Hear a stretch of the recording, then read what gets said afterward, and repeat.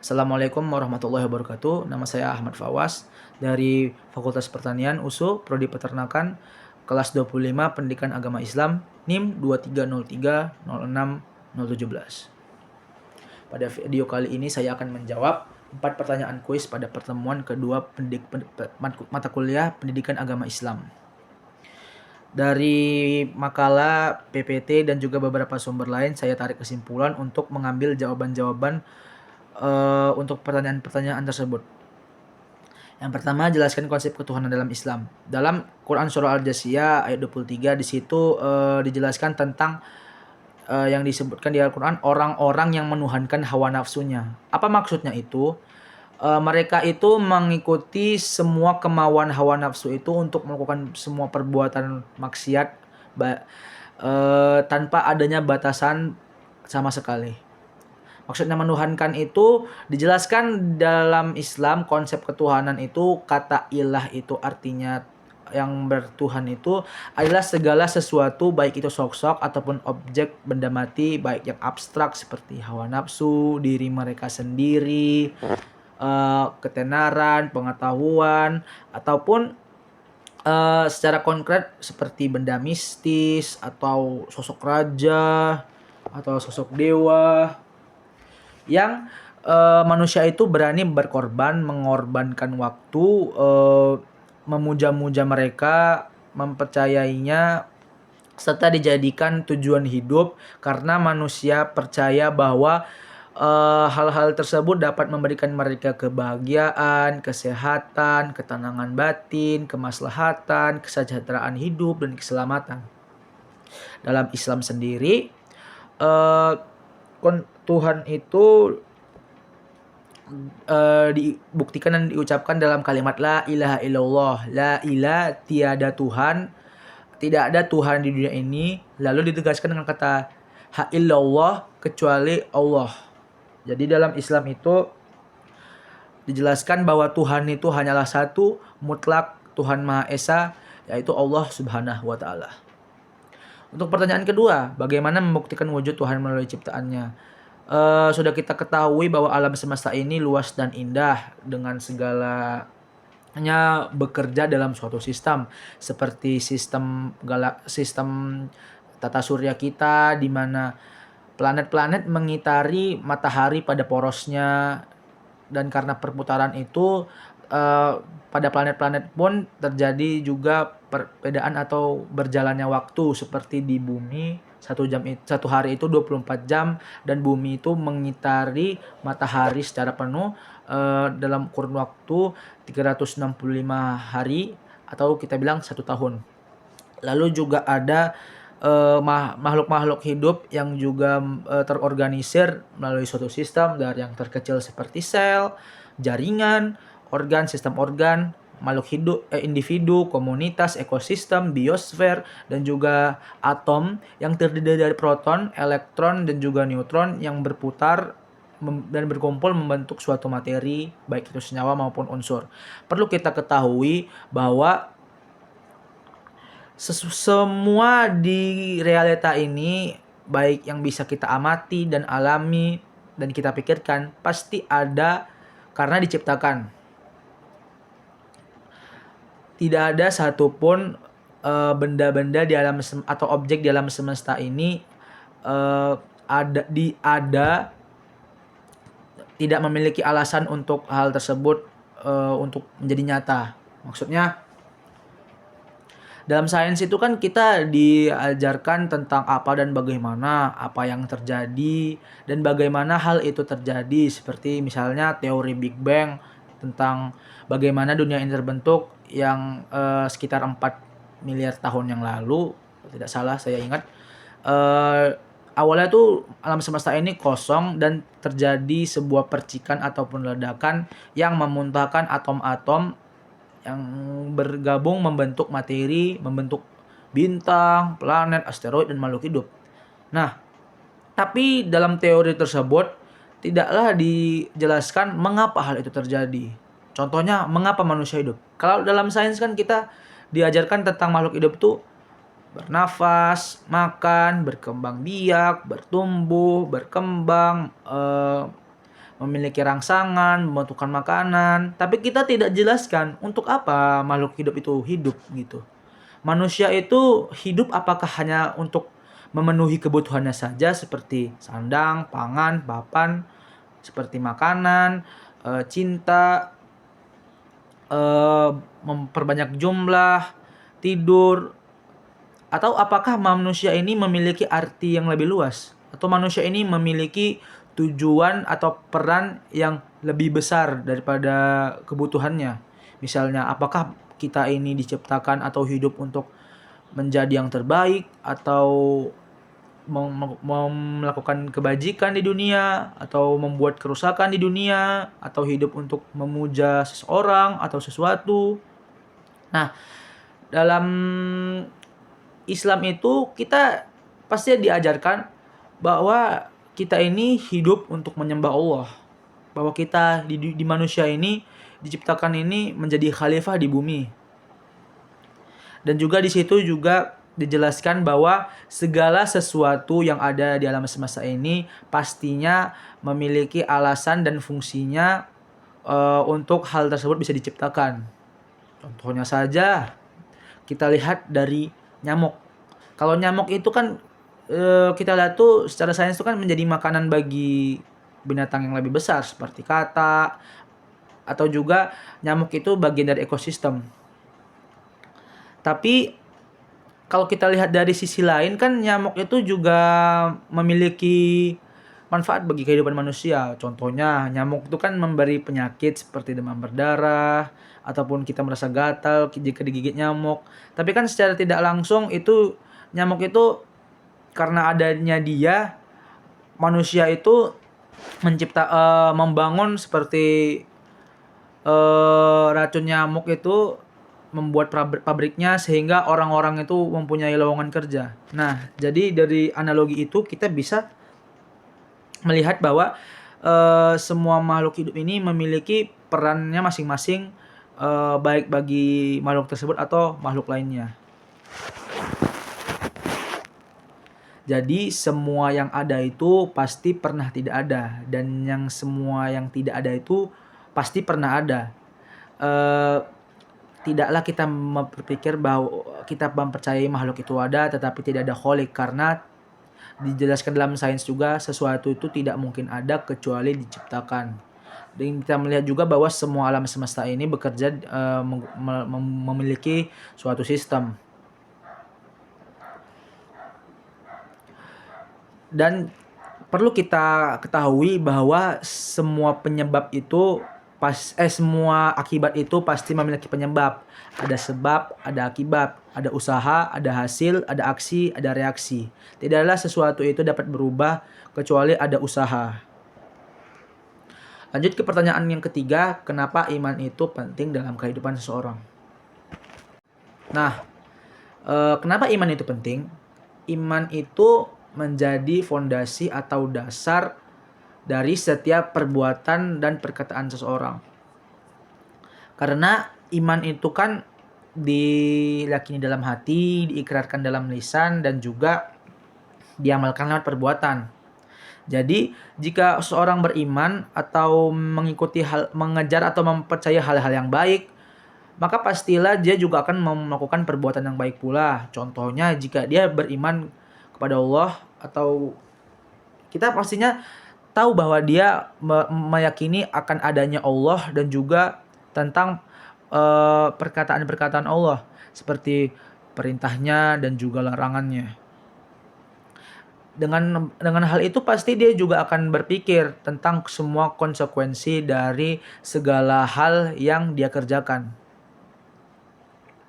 Jadi dia akan merasa takut untuk berbuat dosa dan juga akan berlomba-lomba untuk melakukan kebaikan karena ia yakin dan percaya bahwa Tuhannya akan membalas semua amal perbuatannya di dunia ini ketika ia mati nanti.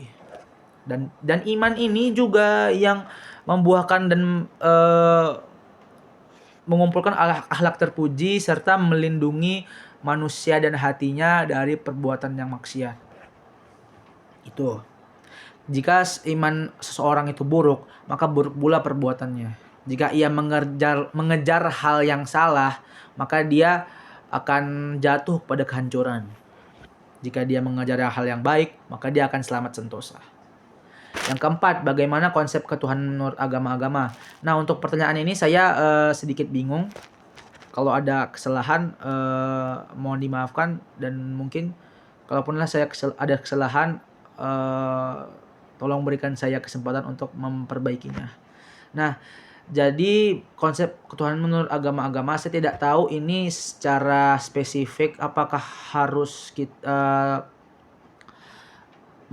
diambil dari agama-agama lain atau menurut beberapa jenis-jenis kepercayaan yang tertera di makalah. Nah, jadi dari beberapa sumber dan juga dari makalah pertemuan kedua itu yang saya dapat kesimpulannya itu perkembangan dari bagaimana manusia mengenal Tuhan dan konsep ketuhanan yang dipakai itu melalui teori evolusionisme atau teori perubahan secara lambat.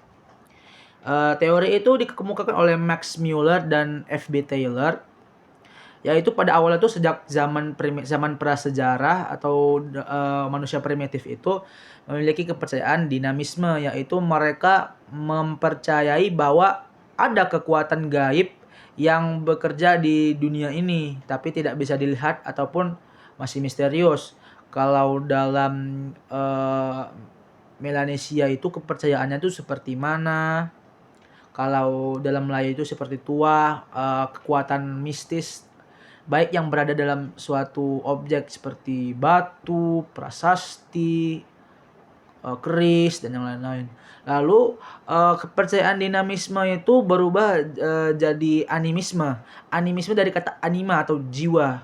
Jadi manusia pada zaman dahulu itu mempercayai tentang roh maha kuasa yang berada di alam.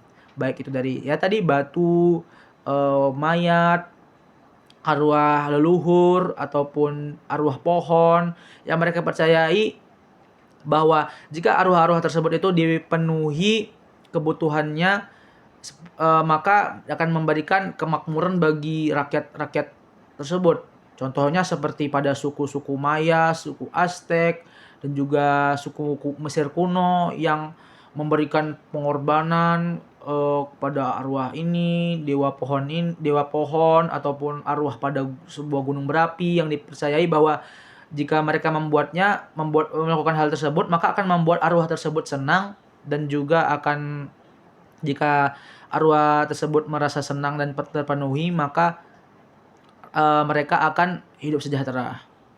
Lalu kepercayaan animisme ini berubah menjadi politeisme.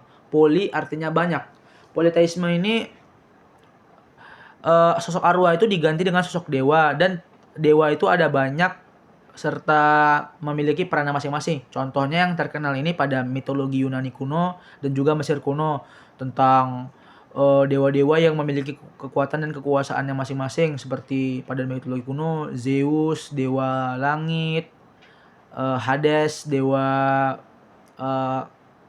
alam baka, terus ada Astraea, dewa keadilan, dan lain-lain. Serta di Yunani kuno yang terkenal itu dengan Anubis, dewa kematian yang menuntun manusia di akhirat. Ada Horus, dewa perang yang menuntun kaum Mesir untuk berperang. Ada Ra, dewa matahari yang menguasai langit dan bumi. Ada juga dewa Sekhmet dan lain-lain lah. Jadi mereka mempercayai bahwa tiap aspek itu memiliki penguasa masing-masing, seperti kemakmuran, kebahagiaan, kekuatan, dan lain-lain. Lalu politeisme ini berkembang lagi, tetapi masih memiliki konsep dewa-dewa juga.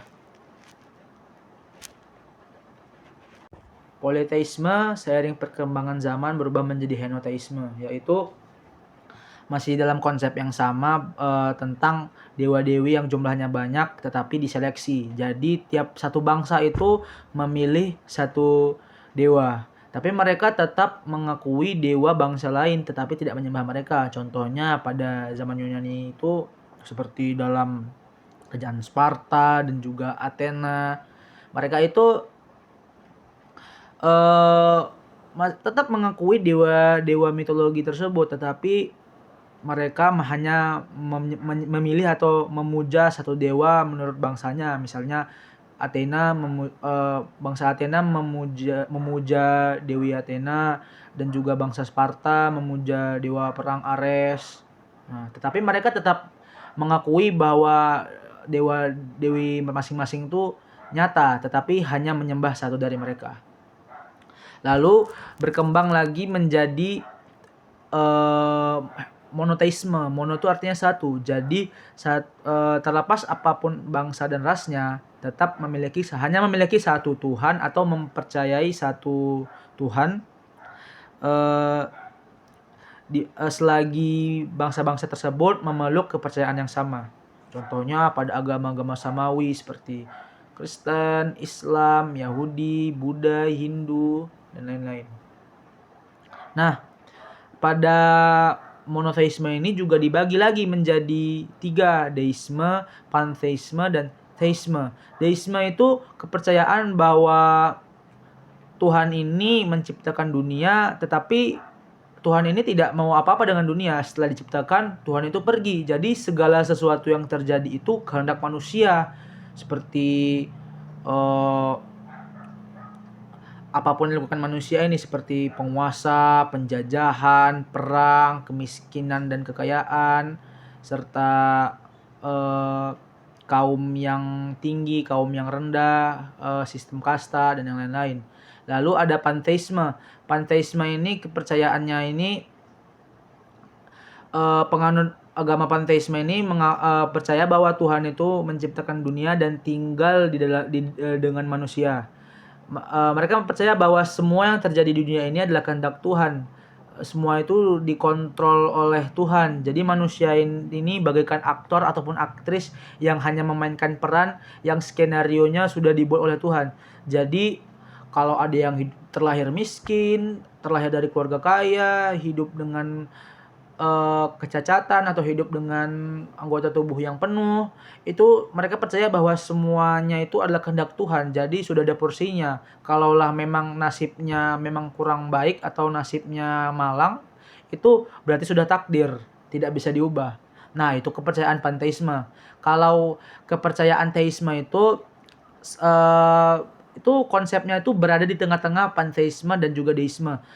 Teisme itu mereka percaya Tuhan itu ada, menciptakan dunia, dan juga tetap mengawasinya. Dia juga menciptakan takdir dan porsi masing-masing pada tiap manusia. Tetapi dia juga menciptakan hal-hal yang masih bisa diatur dan diubah oleh manusia. Contohnya seperti Islam, ada qadar dan qadar. Ada memang hal-hal yang sudah ditetapkan dari kita lahir, seperti orang tua, kelamin, kebangsaan, rezeki, umur, dan juga pertemuan dengan jodoh. Tetapi ada juga hal-hal yang masih bisa kita ubah, seperti jenis rezekinya itu apa, tempat tinggalnya di mana, misalnya pekerjaannya apa, halal atau baikkah, mau melakukan perbuatan yang baik atau maksiat, atau ingin mengejar surga ataupun neraka, dan lain-lain. Jadi begitulah konsep ketuhanan menurut beberapa kepercayaan, terlepas dari apapun agamanya, baik itu agama-agama yang ada di Indonesia ataupun agama-agama lain pada zaman dahulu maupun sekarang. Sekian dari jawaban kuis saya. Mohon maaf jika ada banyak kekeliruan, kesalahan, ataupun miskomunikasi. Semoga video ini bermanfaat bagi saya sendiri dan juga orang-orang yang menonton. Sekian dan terima kasih. Assalamualaikum warahmatullahi wabarakatuh.